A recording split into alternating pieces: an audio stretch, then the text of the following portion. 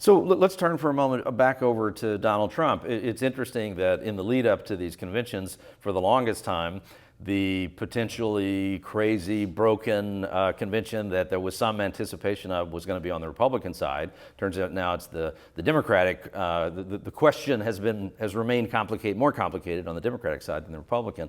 What's the formula for Donald Trump? How is it that he can put together a victory between now and November? He has some narrow pathways to 270. Generally, they're by energizing his base, which tends to be blue-collar white voters in Rust Belt states, Pennsylvania, Michigan, possibly Ohio and Wisconsin. If he gets those states and carries Mitt Romney's states, he would have exactly 270 electoral votes. There's one other pathway for him that's at least reasonable on his part, and that would be to carry or to focus on Florida, Pennsylvania, and Ohio. If he can carry those three, and again, all 206 electoral votes that Romney got, then he'd have 273 electoral votes.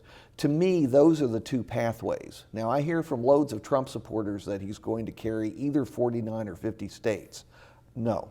It's not going to happen, and neither is Secretary Clinton going to carry 49 or 50. We have a well-developed pattern of polarized partisan politics, and we will see it in the map again in November.